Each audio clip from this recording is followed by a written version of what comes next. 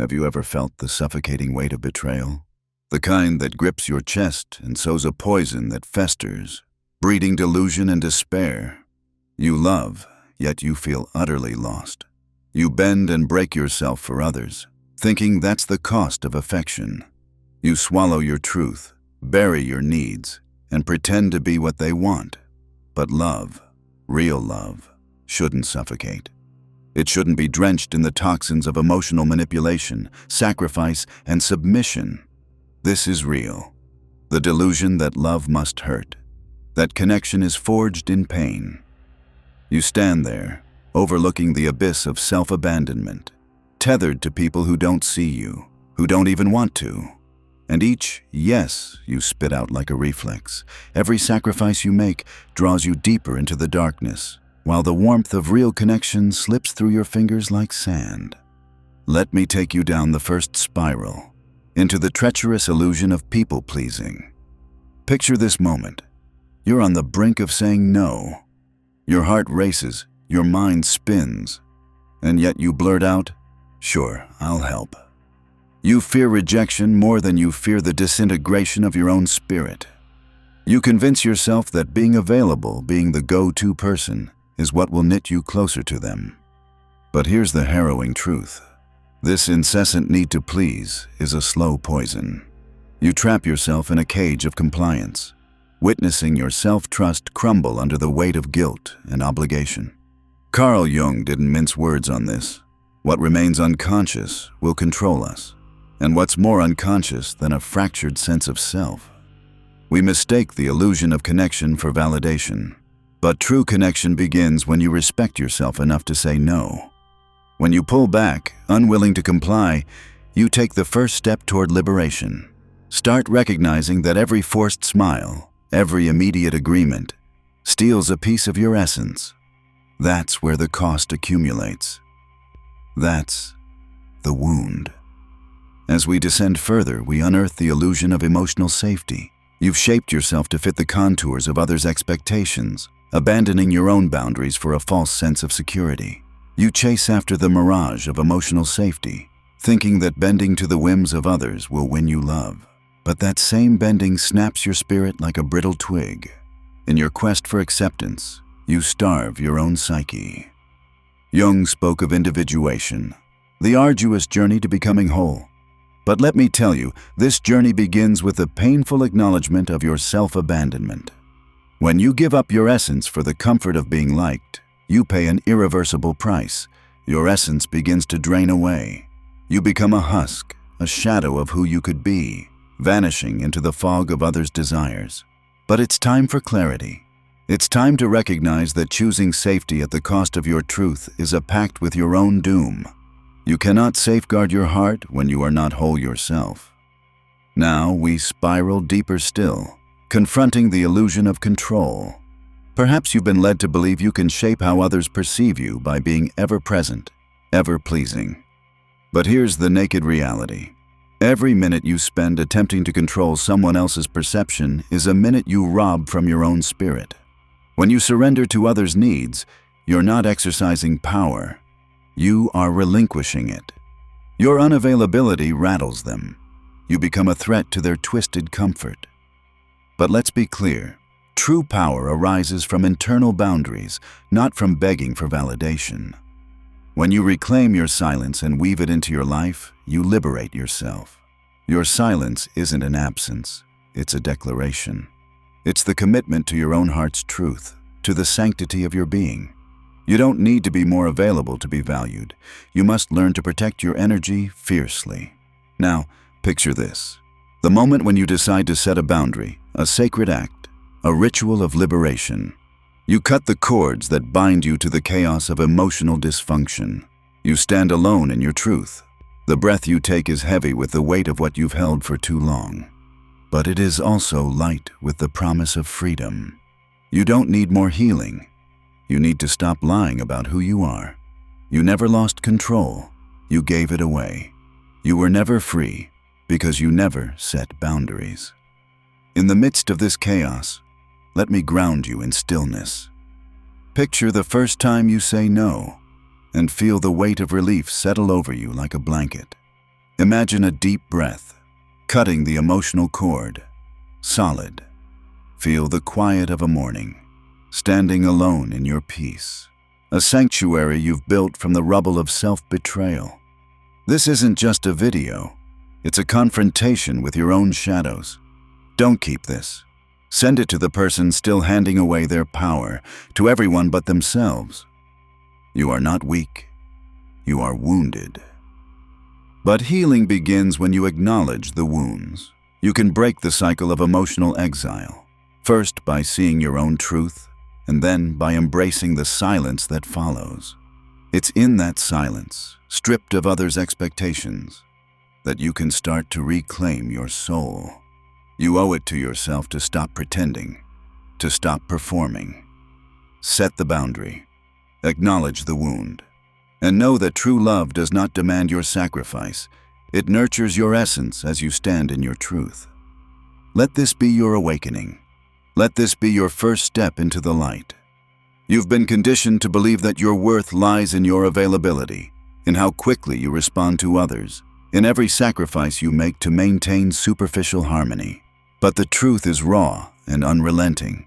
This excessive availability is not a virtue, it is a prison. The more you bend, the less you become. You are not a vessel for others' comfort. You are a soul that deserves to be respected and revered. Consider the moments when you felt that gnawing desperation, the urge to jump when someone calls, to drop everything as if their needs were more crucial than your own breath. It's time to dissect this strategy of control, masquerading as affection. You've been taught since childhood that love demands your compliance, that love is showcased through endless availability. But what if that's a lie? What if your unwavering support leads you deeper into your own emotional suffocation? Carl Jung spoke of the persona, that mask we wear to be accepted and loved. This mask is heavy, and it keeps you overly available. You insist that it's okay when you're suffocating. You respond to messages immediately, even when your energy is depleted. You defend yourself as if you owe the world an explanation. Every instant you pace around others' needs, you lose sight of your own essence, gradually erasing the contours of who you are. The more accessible you are, the more you fade into the background of your own life. You become a mere reflection of others' desires and whims. The draining truth is that being constantly available makes you predictable, and predictability breeds manipulation. You become an emotional emergency button they press when they need validation, only to shelve you when they've fulfilled their cravings. You think you're creating bonds, but you're merely constructing chains. Why do you allow this? Why do you say yes when every fiber of your being aches to scream no? The answer lies in your psychic energy. Your energy is all you have, and every time you react impulsively, you waste it. Every defensive response to a critique you don't deserve, every unnecessary explanation to soothe someone else's distress, drains your vital essence and sows seeds of self-doubt. Jung understood. He recognized that the healthy psyche is one that retains its energy. It knows when to say no without guilt, to remain silent without feeling weak, to observe life instead of being swept away by it. True power comes from your ability to choose when and how to act. This is what individuation looks like. This is the path to reclaiming your essence. How many nights have you tossed and turned, questioning your worth, ruminating over conversations that didn't even deserve your attention? How often have you kept alive ghosts that should have long been buried, all because you feared what would happen if you didn't respond? You've allowed the world to dictate your energy, and in that surrender, you've become vulnerable. And vulnerability, my friend, is a beacon for the manipulative and the needy. You've likely noticed how people react when you finally pull back. When you stop being the person who responds to every text, who bends over backward to meet needs that aren't yours. Watch how they scramble for attention like children deprived of a toy. This irritation reveals their dependence on your emotional presence. Your unavailability is a threat to their comfort zone, a mirror they are unwilling to face. Your silence becomes a weapon. It shakes their very foundation. When you refuse to comply, the dynamics shift. You are no longer just a reflection of their needs. You've become a person of depth, a being of complexity. They might lash out. They might criticize you, claiming you've changed. But do not be deceived. You are not changing into someone unrecognizable. You are shedding layers of what others projected upon you. You are emerging in your authenticity. Remember, Jung said, "We do not become enlightened by imagining figures of light, but by making the darkness conscious." Your darkness, the parts of you that have been neglected, the wounds festering beneath the surface, deserves to see the light. When you refuse to engage in their emotional games, their shadows come to light. The discomfort they feel is not your burden to bear. It is a revelation of their own inadequacies, their own failures. But this path of awakening isn't devoid of discomfort. When you commit to your own truth, the silence that follows can feel heavy. You might question whether you did the right thing. You might feel an ache of loneliness, thinking you've sacrificed relationships that defined you. Yet in that silence, you start to discover your strength. You begin to forge connections with your own internal landscape. You learn to love yourself fiercely, without the crutch of others' approval. The moment you claim your peace, the moment you say, "I choose myself," you begin a profound journey of empowerment. You are not turning your back on the world. You are returning to yourself.